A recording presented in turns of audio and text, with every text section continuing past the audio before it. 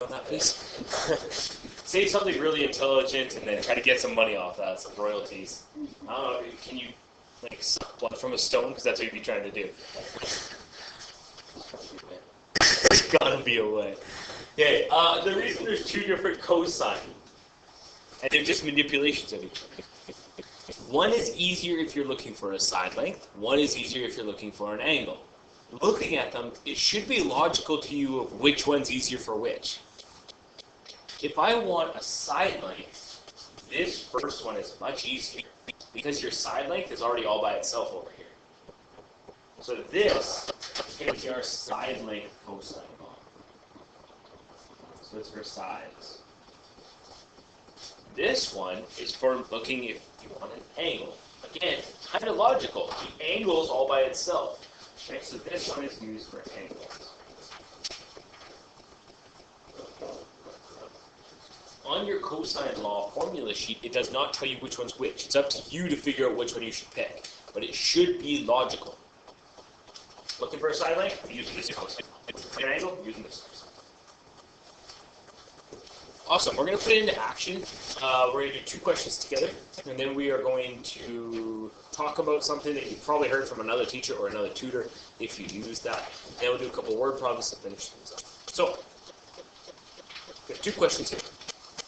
It says, in each triangle, determine the length of BC to the nearest tenth of a centimeter. Length BC means if you draw a line from point B to point C, that's the side length you're looking for.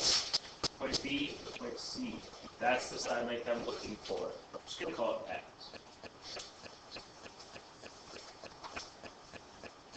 Awesome. First thing I do, check if it's 90 degrees.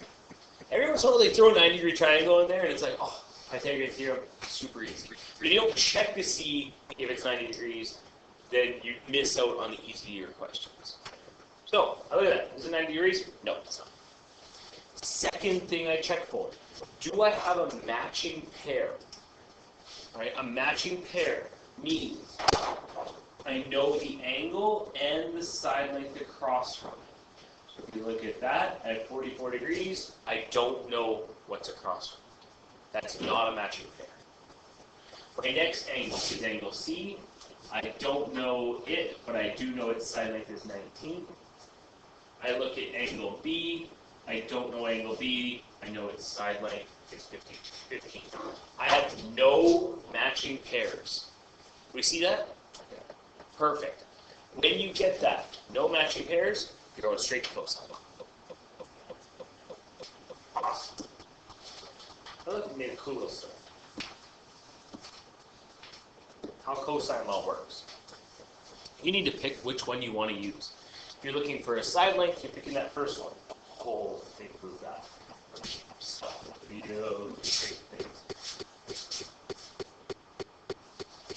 that. You need to pick this one or this one. I'm looking for a side, so I'm using this one. I think it's wise to write it out. Alright, so I don't make any sort of mistake. I'm going to write it here just because then we can see it nice and easy. So my formula is this.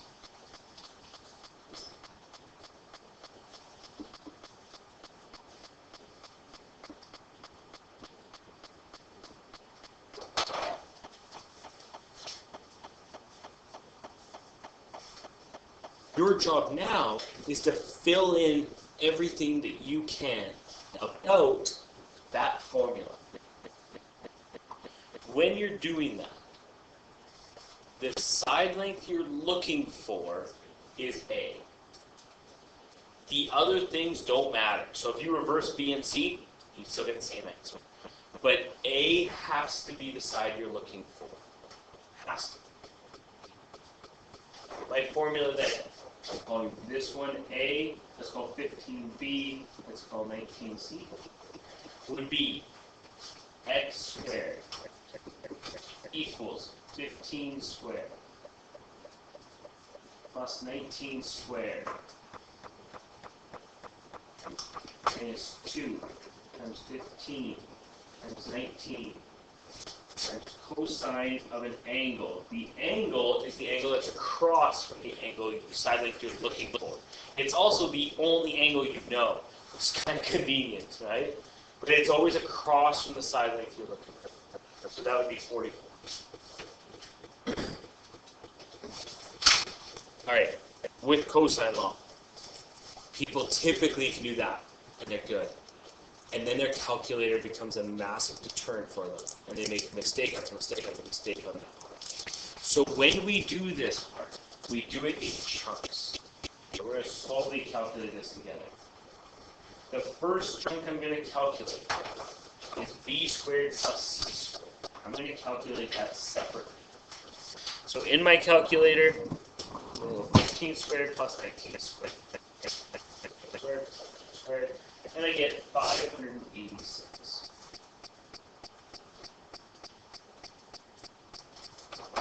And then I have a minus sign. And then I'm going to calculate this chunk right here. I'm going to go 2 times 15 times 19 times the cos of 44. I'm in degree mode because we're using degrees. So I go 2 times 15 times 19 times cos of 44. I need to check my mode, which is degree mode. I am. And I get 410.02368662. We need to change all the decimals. Ain't no rounding.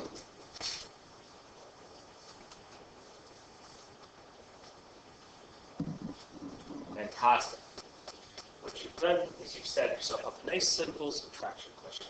You go 586 minus your answer, and you now have x squared equals 175.9763138. What do you think my final step's going to be? Square root, right? Because that's x squared. We don't want x squared, we want just x. So we square root that number. Go around to the nearest tenth. So you go square root of your answer, and you get x equals 13.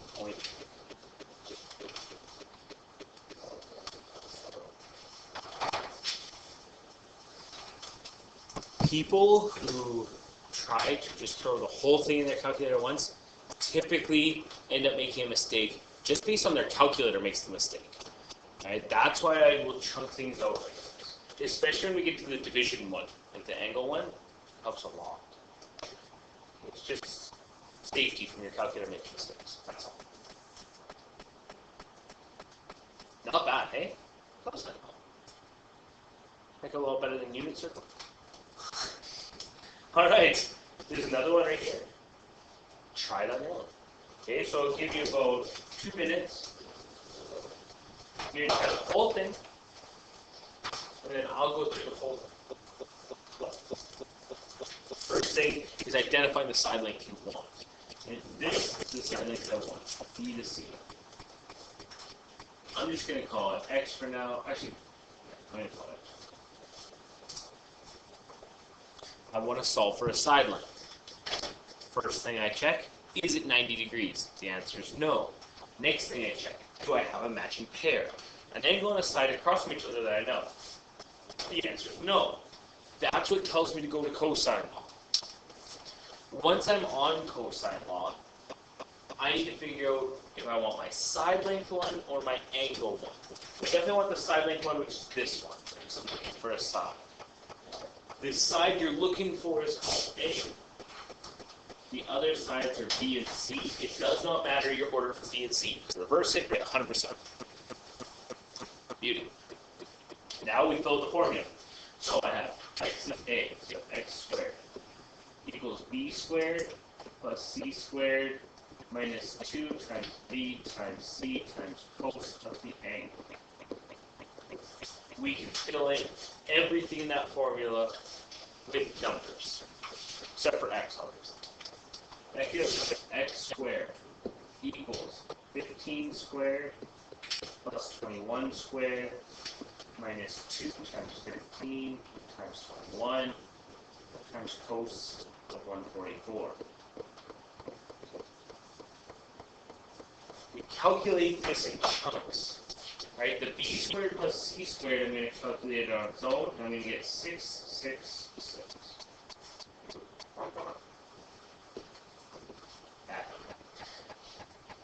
I then have subtract. One of this be green. And then I calculate this number right here. 2 times 15, 1 times cosine 144. And I get a negative answer. I get negative 509.680765.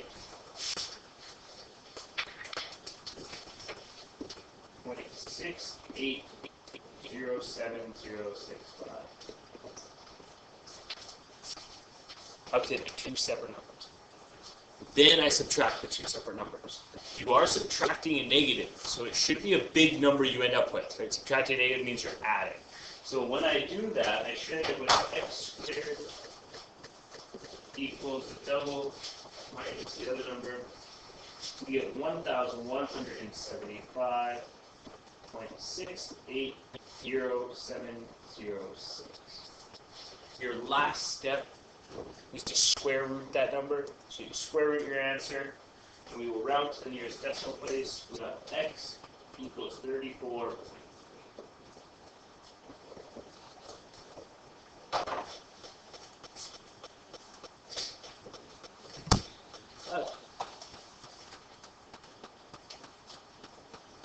If you can set it up, usually it's not too rough, right? So if you can pick the right path to go down, usually you're okay. My last piece of advice before we keep going on with different questions is to make sure your answer makes logical sense. Okay, typically, if we go wrong in trig, we end up with an answer that doesn't make logical sense. By logical sense, I mean the number's somewhat close to the other numbers, especially for side lengths. And if I have a triangle that's 15, 21, and then 1,100, that doesn't make sense. I'm way off, right? It has to be somewhere in the same region. The other thing that helps me make sense is that the biggest angle should always open up to the biggest side length. If this angle is 144, the other two angles are smaller than it. Have to be. The biggest angle should open to the biggest side length. This side has to be bigger than the other two. If it's not, you've made a mistake. And I don't mean by the picture, I mean by the numbers, right? It should be close. Looking over here, 44 degrees. That's going to be probably the smallest or second smallest angle. So my side length across from it shouldn't be my biggest side length. And if it is, then it should be really close to the other two side lengths, right? Because then all the angles are close to each other. If you look, our answer is 13.3. That makes sense. Smallest angle, smallest side length across. Like it should always make logical sense. And it's a quick check. Like it's a great way to check, oh, does my answer make sense? If it doesn't, you've made a mistake.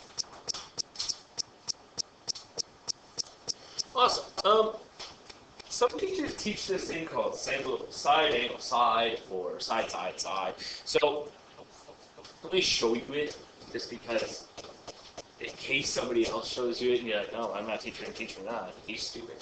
So then I can at least say, yeah, look, I showed you. Or if you have a tutor or a textbook that talks about side, angle, side, then I don't look like a dummy.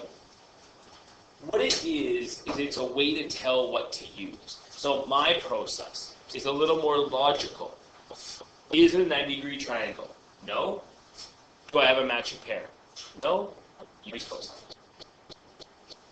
Other people use this theory called side, angle, side. And they just work their process differently. So they'll look at a triangle, and they'll say, do you have a side, an angle right next to it, and then the other side right next to it? Like this.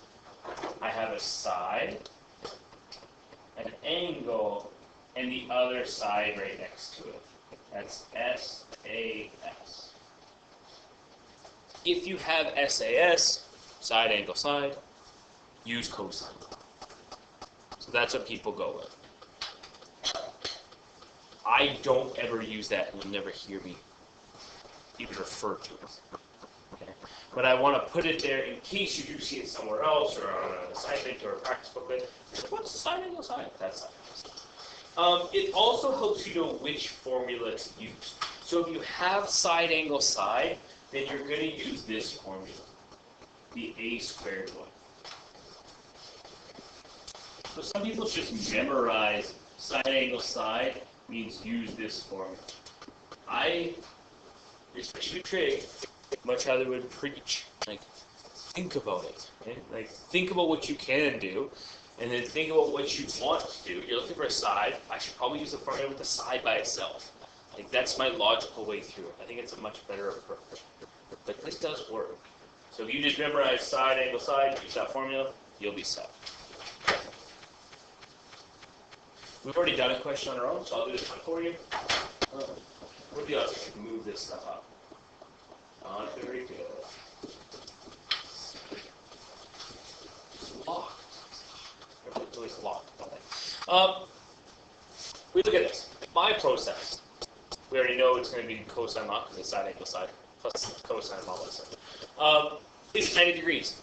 No, not 90 degrees. Do I have a matching pair? No, no matching pairs. I don't know. I don't know. I don't know. Use cosine. The side you're looking for, we call X, which is A. The other two are B and C. We fill out this formula. We have X squared equals 22 squared plus 36 squared minus 2 times 22 times 36 times cos of 70.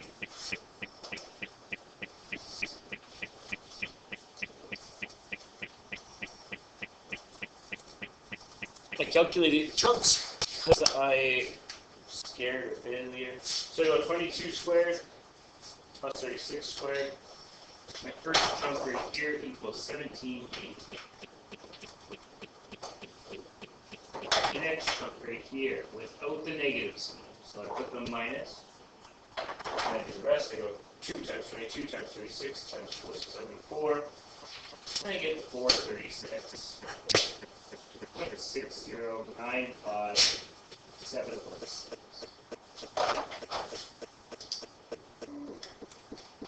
I then subtract those numbers, square root those numbers, and I get my final answer of if you square your answer instead of square root your answer, you get a really cool answer. But it's really wrong. So let me try again. 50.43390428. I was pretty sure the answer wasn't 1.8 million. It's pretty sure. X equals 36.6.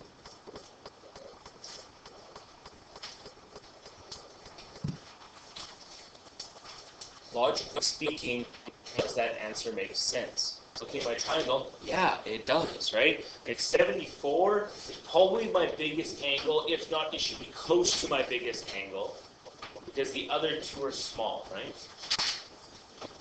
Looking at my answer, 36.7 is my biggest side length, but it's also pretty close to being one of my other ones, right? 36 is close. So it kind of gives you like a quick check that, yeah, that made sense.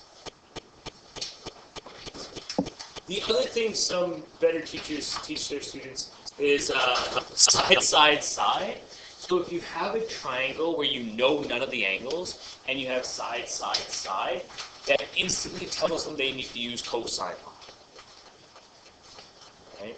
For us, the way I would do it, it's not 90 degrees.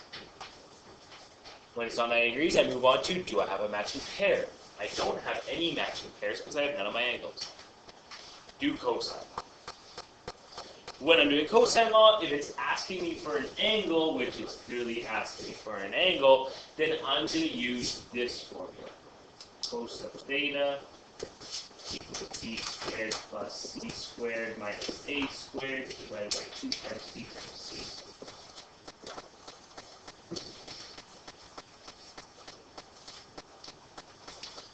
Sorry if I'm saying that formula too fast. I'm writing it. It just makes you feel really smart if I say it all fast. Right? Yeah. See? Weird flex. Okay. So if you have that, your labeling matters a little bit more on your side lengths. Okay? Whatever angle you want to find, you call theta. For us, they said angle A. This is angle A. I'm calling it theta. The side lengths. whatever's across from theta has to be your A value. Alright, so before it was kind of easy. It's like, oh, the missing side is A. Easy. This one's not as easy because you know all three. So it's whatever's across from the angle you're looking for is A. The other two are B and C, and it doesn't matter which one's B, it doesn't matter which one's C.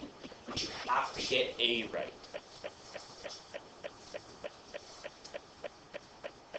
Again, I'm going to then put all my numbers into my formula. Theta equals B squared, that's 16 squared, plus C squared, that's 10 squared, minus A squared, divided by 2, 16 times 10. Once again, I'm going to calculate this in chunks. I'm going to calculate the numerator separately, the denominator separately. So when I look at this, I'm going to cos of theta equals, calculate the top, 16 squared, 10 squared, minus 14 squared, plus 16. Then I'm going to calculate the denominator.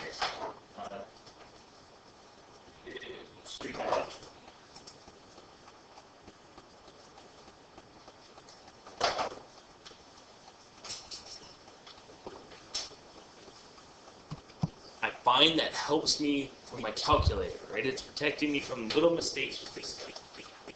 If I put that in my calculator, I end up getting cos of theta equals 0.5. 165 by 320. Yeah, 0.5. Awesome. Why is that not?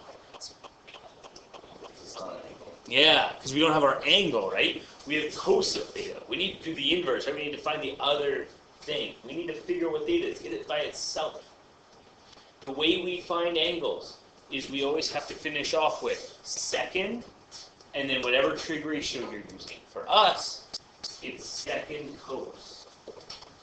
It has a little -1 up there. And then you change where the number and the angle are. If they swap spots when you do second cos. So for us, we go second cos 0.5, second cos 0.5, and my angle is 60 degrees.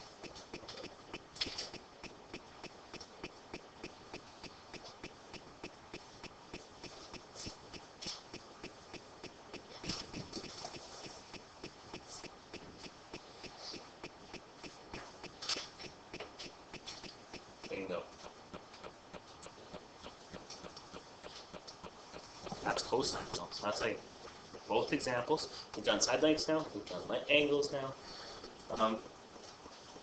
Neither's really that bad. The advice is make sure you're picking the right strategy. Like Pythagorean theorem versus SOHCAHTOA versus sine law versus cosine law. You have 4 options to solve things. Pick the right one. And then take your time. Right? Show your work, break it into steps. Take your time so you don't make little mistakes, because that's probably the biggest thing. You also could have been like, cos of theta equals 0.5. What angle has an x value of 0.5 on my unit circle? See, unit circle life. Alright, we're going to do one together, one on your own, and then we're going to do a couple word problems that are a little crazy. Start with this. It says in triangle KMN, KM equals 16, KN equals 11, and M to N equals 6. Determine the measure of the angle M in this degree. With word problems, I always read it once. Right? And if there's context to the question, I just try to understand the context of the question. There's no context to this question. So then when I read it again, I build the triangle. And in this unit, you should be doing a lot of drawings. Right? Even the simple stuff that are in quadrants, do the drawings. It'll help. It says in triangle KMN. I have no idea what triangle KMN looks like. I'm just going to draw a triangle. And I'm going to label it KMN. And my drawing's probably not going to be to scale at all. especially since every one of my triangles looks like this. Okay, so it's not going to be the scale. That's fine. It's the labeling that's going to matter. A triangle K, M, N. From K to M is 16. I need to label that. K to M, 16. From K to N is 11. K to N, 11. And from N to N is 6.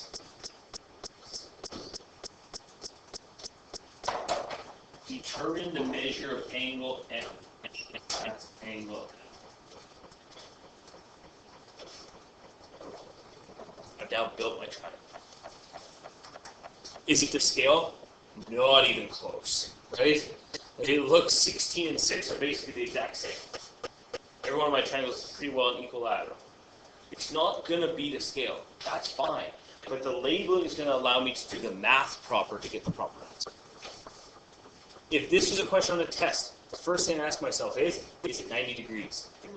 It's not. If they don't tell you it's 90 degrees, it's not. Second thing I ask myself, do I have a matching pair? Do I have an angle that matches up with a side length anywhere? And where I know both things? The answer again is no. The third question now is, which cosine law do I use? I'm going to use the cosine law that has the angle on the one side and the other two over here.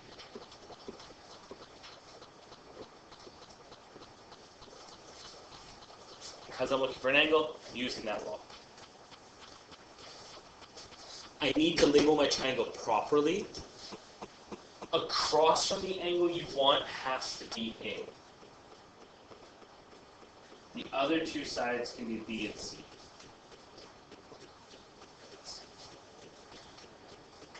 Then just plug and go. So we have cos of theta equals A squared. Oh, I messed up my formula. If you notice that and didn't tell me, you're the worst one. It's C squared plus B. Next piece. Not bad. Your formula sheet will always have it right. So C squared is 6 squared plus B squared is 16 squared minus A squared is 11 squared divided by 2 times 6 times 16. Again, I'm paranoid, so I calculate that fraction. I do the top, I do the bottom, I do them separately. So I go 6 squared plus 16 squared minus 11 squared. I get my top is 171. On my bottom, I have 192. You could turn that into a decimal if you want, but the decimal goes for a long way, I think. It's a pretty irrational this. Okay, it's not irrational because it can be written as a fraction. But it looks like it's irrational. It just looks kind of crazy. You could put the fraction in your cosine law. So remember, if you want to find this angle, you could go cos -1 and then put the fraction in the brackets. It'll just give you a more accurate answer than your rounded decimal. So I go second cos 171 divided by 192, and I get 27 degrees.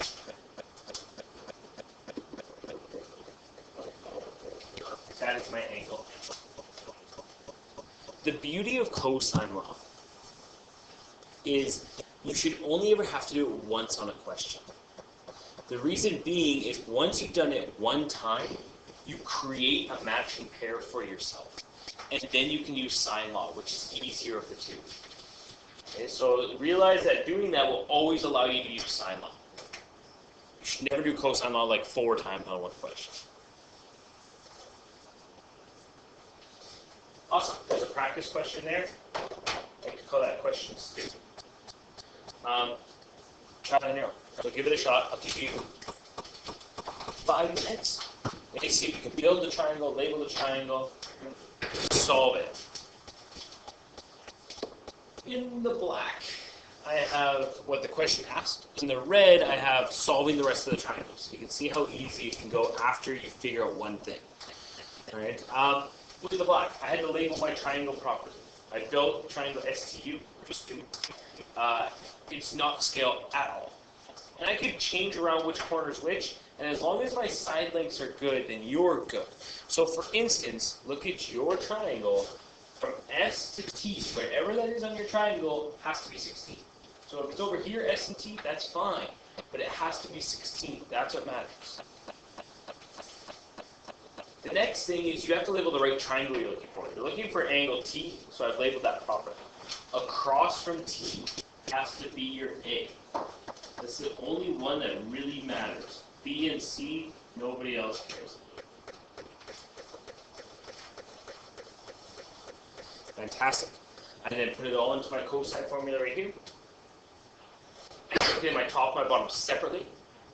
And then did second cos of that fraction to get my angle, which was 124 degrees. It was like 0.22 or something. Awesome. If this question said solve the triangle, which is what a lot of questions say, then you have to find the other angles. You could do the question with cosine all over again and call this angle theta, call this side A, and relabel the whole thing. Or you could realize that by getting 124 degrees right there, you've given yourself a matching pair. I can then use that matching pair to find another angle. I found angle S using sine right there. I find sine law way easier than cosine. That's why I do it this way. I multiply the 6 over, I get that decimal right there. I multiply it all together, I get 0.2487, sub.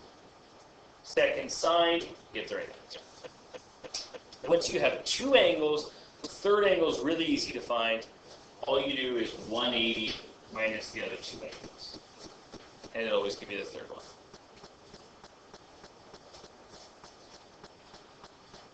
Beautiful. Not bad. One of the mistakes that happens a lot that I forget to mention is people just hit the wrong button versus sine or cosine. And so just make sure you're hitting the right button. Cosine law, you have to hit cos. Sine law, you have to hit sine. It seems obvious. It just happens so often. But I think people just get in a roll and they just hit sine. Oh, everything's sine. We do have to choose the right one. Okay, let's do a word problem. The word problem that I have the worst drawing in the world for is this guy right here. Every time I do this question, I always draw it poorly. So the first thing I do is I read a question, then I try to draw the context and all that jazz. This said, a retaining wall is leaning at an angle of 70 degrees to a horizontal. A retaining wall. A retaining wall is to be built to hold something up. So, for instance, you see them a lot around water, right? But more logically, like in backyards, you'll see retaining walls. So if somebody's got a really big slope in their backyard, they might build 2 levels to their backyard, and then you have a little wall that's keeping everything up, like all the dirt and stuff. It's a retaining wall. If you look at the highway, like when you're driving under a bridge, you usually see little retaining walls on the side where the ramps are for the bridge. It's just keeping all the dirt and everything up. It's a wall that's built usually on an angle to hold things in place. Cool. You see when we talk about retaining walls, we're like, oh, it's a wall. A rigid support is to be placed 5 meters from the base of the wall, and it will be attached to the wall 2.5 meters from its base. So this wall, this retaining wall, is sitting like this. There's some sort of support holding it up. There's something underneath it holding it up, so it doesn't fall down all the way. Yeah. You know where we see this? I just thought of it. Riders Ridge. So if you're going, like, I don't know these roads. What's the road out of town? Highway 20? No. What's the highway that comes from the other side of town and go by Walmart, Sobeys, and stuff? Is that Highway 20? I'm like basically a local now. So Highway 20 over there, if you're driving down Highway 20 and you look over to Riders Ridge, you look that way, and you see the fence built all the way along, the fence is falling over. So if you look like on the side closest to Sobeys, the fence is falling. And so they've put these little like supports in there to hold it up. Yeah, so you see what I'm talking about. Hey, that's what's going on here. We got a wall, it's tilted, you got a support holding it up. Writer's Ridge isn't supposed to be tilted, but this one is, because it's a retaining wall. Determine the length of the support to the nearest tenth of a meter, and the measure of the angle between the support and the wall to the nearest degree. So I have to find two things here. I'm going to do one at a time. You can never do both things in the same calculation. I read it once just to understand what's happening. I've got some sort of wall being held up. I'm looking for the length of the thing holding it up. Now I try drawing. A retaining wall is leaning at an angle of 70 degrees to the horizontal. So there's some sort of ground. The ground in green, because the ground is in my backyard. We've got our ground. We've got a retaining wall. Each leaning at an angle of 70 degrees. Let's do that. Okay, that's my wall.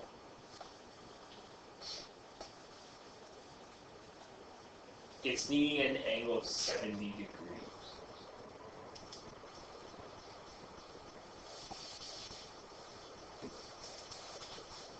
Awesome. It's rigid support. I don't know why they do it rigid. It's like it's not a soft support. It's rigid. A rigid support is to be placed 5 meters from the base of the wall. That means our little support is out here somewhere, and this distance is 5 meters. I did the word ground to be cool and funny. 5.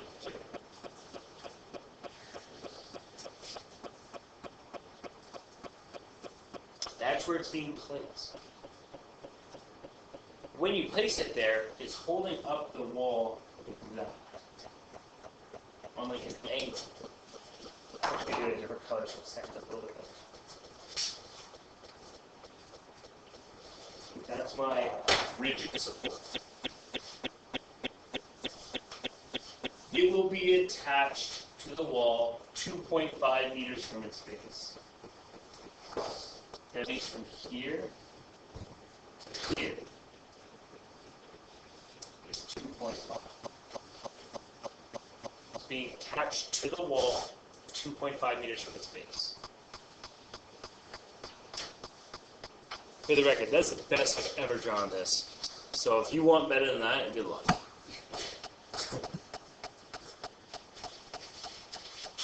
Determine the length of the support. Right, the support is this blue line. Determine the length.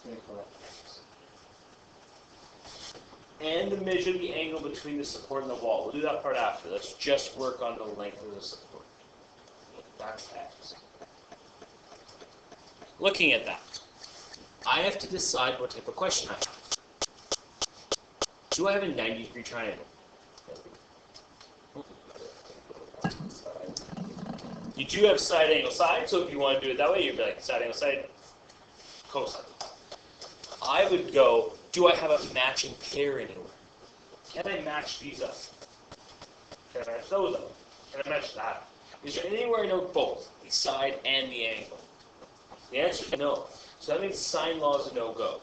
When sine law doesn't work, I move on to cosine law. Because I'm looking for a side length, I'm using a squared equals b squared plus c squared minus 2bc cos over a.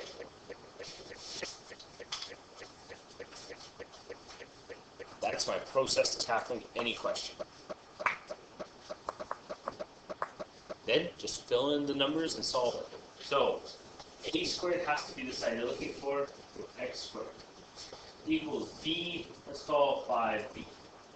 So we got 5 squared, plus we'll call 2.5c, 2.5 squared, minus 2 times 5 times 2.5 times cos of alpha, theta, which is actually 70 degrees.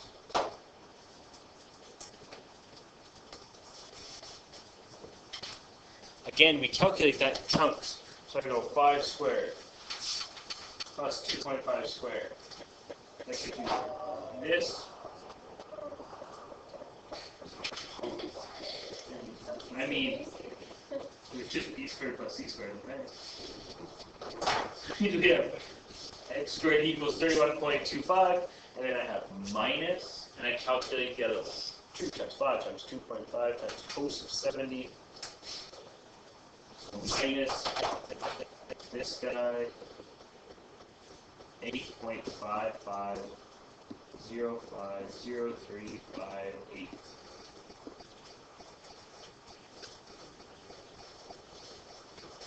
I'm going to do that subtraction. I'm going to square root it, and that will tell me my length, my x equals 1.25 minus the other answer. Square root it. 4.76. 70 years 10. 4.8. Not bad.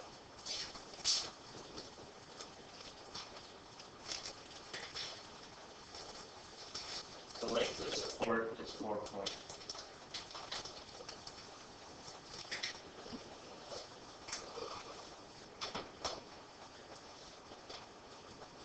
Not that bad. Hopefully not that. It now says determine the measure of the angle between the support and the wall. The support is the blue line, the wall is the green line. You're looking at the angle between them. This is this angle. If I were you, and this was a test question, and I want to figure it out, I would use sine law. I now have a matching pair. 4.8 and 70 degrees is my matching pair. I also have a pair I want to know more about, right? This angle right here. Sine law is definitely the way to tackle it, if I were you.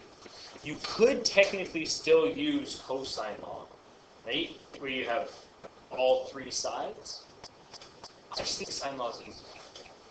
I'm going to let you try to figure out that angle on your own. Okay, so tackle it however you want. Give it a shot, and then I'll show you the answer and see if you got it right. Tackle this. Now, look at my triangle. I'm going to figure out where my matching pair is. My triangle is an absolute mess. My matching pair, sure, unlabel this a little bit. Maybe a little help.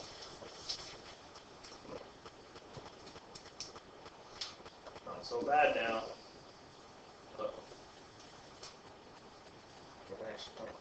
My matching pair is right here. My side, my angle I want to know, and the matching number is attached to, is the 5 and this angle right here. 70 happens to be in there, but that's the angle I'm looking for. Whatever you're looking for goes on the top. So I'm just going to call that angle alpha or angle theta or something. So I'm going to say sine alpha divided by 5. That's the fraction I want to know more about. I want to solve part of it. Then I say equals the pair that I do know. This is the pair that I do know. Again, you put the angle on the top because you're looking for an angle. So it equals sine of 70 divided by 4.8. If you do this properly and you always put what you're looking for on the top, you're only ever a step away from getting your thing by itself. I need to multiply this 5 to the other side. That gives me sine of theta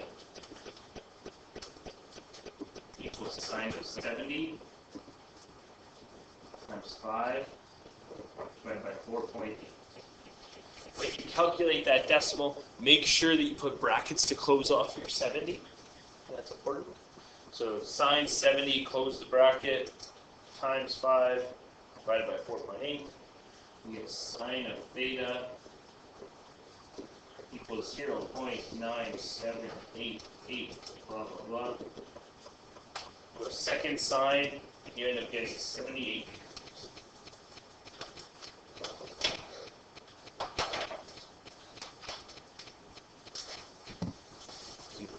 that's sine law, and that's cosine.